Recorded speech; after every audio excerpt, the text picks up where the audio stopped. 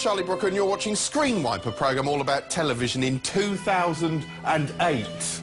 The year will chiefly be remembered for three things: the election of Barack Obama, the implosion of the global economy, and of course the release of Guns N' Roses' Chinese Democracy. Throughout the year, for the most part, TV trod water. Still scarred by memories of 2007, in which the world and his dog accused it of being a lying, cheating scumbag, TV largely played it safe, with the biggest controversy of the year emanating from the world of radio instead. So what did happen on TV during 2008? Well, this did. The first month, aka January, began with EastEnders kicking off the year in cheery style with a half-hour episode consisting of nothing but Dot Cotton dictating a heartbreaking message about the limitations of love to a sick old man via a tape recorder. Hello, Jim. It's me, Dorothy. I'm sitting here in the kitchen and I'm talking to you. Now, I know some viewers have complained I've been doing too much mock wanking this series and that it's puerile and unnecessary, but come on, look at this. I'm in the kitchen at the table. Oh, she's all on her own in the kitchen. Oh. Everybody is missing you and they're praying for you. Anyway, this single-handed experiment proved so successful, EastEnders bosses are currently planning a one-off 16-hour special in which Ian Beale sits in an airing cupboard singing to his thumb. Speaking of which, January also saw the arrival of a terrifying episode of Horizon in which a group of volunteers were locked in an underground bunker and subjected to various forms of total sensory deprivation until their very souls started dribbling out of their ears. There's a snake there. She's just going along. That is mental. I mean, who'd voluntarily sit around in a tiny cell-like room for hours with nothing but their own thoughts for company until they started just talking out loud just to keep themselves sane? In the next month, February, former Atomic Kitten pop starlet turned unfortunate tabloid fodder Kerry Katona gave birth on TV in a startling episode of her MTV reality series.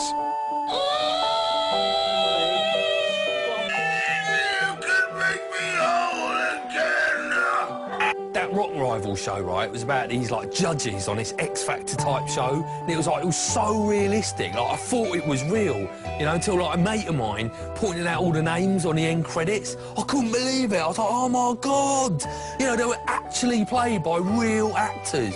No, I'd stopped believing in myself, and now I feel like I've just turned a corner and... I thought Michelle Collins, right, was playing this judge, but as it turns out, right, she was playing this Michelle Collins judge, right, as Michelle Collins. It was amazing. Some of the things they say are so realistic that people don't even say them in real life. It was genius. Genius.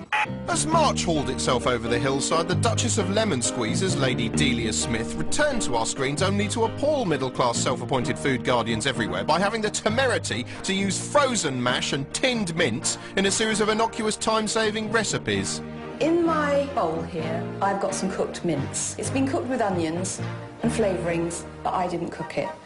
And actually, it came from here. Yes, OK, so some of her new creations looked a little bit gross, but given the reaction of jumped-up self-appointed gourmets in some sectors of the national press, you could be forgiven for thinking she'd been shitting in the saucepans or denying the Holocaust while reheating kidney beans. Of course, the irony is that what with the credit crunch, we'll all be eating tinned slurry and frozen mash in a desperate bid to survive for the next 5 years. Sir Alan Sugar returned to our screens with Series 89 of The Apprentice. Applicants included the terrifying and motionless Jenny Bott, dashing Rafe Thingybum, nice guy Simon, and Alex, an horrible walking glass of water who perpetually did this funny, nervous, lip-pursing twitch which made his mouth look like a little pink and purple cat's bum. Also in March, BBC4 continued its successful series of suicidally depressing dramas based on well-loved media figures with The Curse of Steptoe, which made the privilege of acting in classic sitcom Steptoe and Son look like a harrowing endless cycle of bitterness and misery and rage and sorrow and anguish and hatred, bile and nihilistic staring. I'm currently working on my own script, actually, called The Curse of Screenwipe, which consists of nothing but me staring angrily into the middle distance for about 6 hours. But to give it some depth first, I'm going to develop a smack habit and have a secret love child, which I'll then drown in a sack round the back of a gay sauna. April brought a veritable shower of brilliant entertainment into our lives. Beat the Star sounds like a euphemism for anal sex, but sadly it isn't. Instead, it was a game show in which a plebby member of the public had to try and win some cash from Vernon Kay. I want to give them the money. They can have it. but only if they beat the star. God, I wish that was a euphemism. Instead of beating Vernon's star, they had to take on a glittering sports personality like Amir Khan in a series of exciting challenges in hope of winning some cash. And when I say exciting challenges, I bloody mean it. They went head-to-head, hammering nails into a plank, standing up a stick, milking a cow, dangling off a bar, and most exciting of all, recognising the Chancellor. Amir, I thought it was Trevor McDonald. Also in April, The Kids Are All Right, a child-friendly game show that was in no way similar to Sky's Are You Smarter Than a 10-year-old, apart from about 5,000 similarities. Hello, and welcome to The Kids Are All Right. Actually, it did have one major difference. I don't recall Noel Edmonds ever apparently cajoling the contestants into thrashing children. Each game is worth big money, but only if you beat the kids. And do you know what the kids get out of this? A beating? If you beat a 10-year-old, you'll add $10,000 to your prize fund.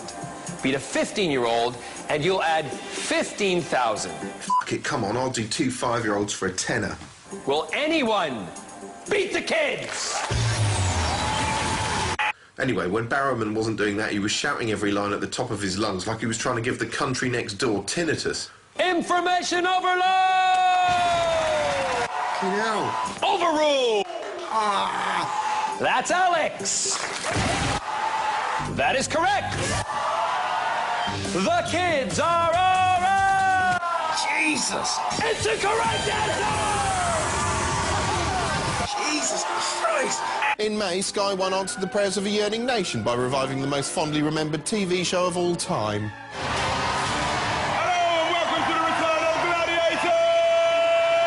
The new version was a stunning mix of familiar challenges and exciting new gladiators, namely Farmhand, Receptionist, Jeffrey, MILF, Bastard, Camel Toe, Lubricant, Dorito, Pouch, Michael Hutchins, Septum, and Brezhnev.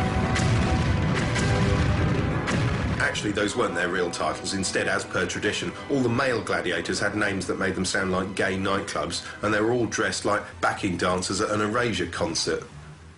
May also saw the debut of Don't Forget the Lyrics, a millionaire-style karaoke contest in which members of the public had to perform songs and keep ploughing through the lyrics even when the music stopped like there'd been a power cut. Leave it all behind. Don't forget the lyrics, don't forget the lyrics, don't forget the lyrics, don't forget the lyrics, don't forget the lyrics, don't forget the lyrics, don't forget the lyrics! I didn't mean it.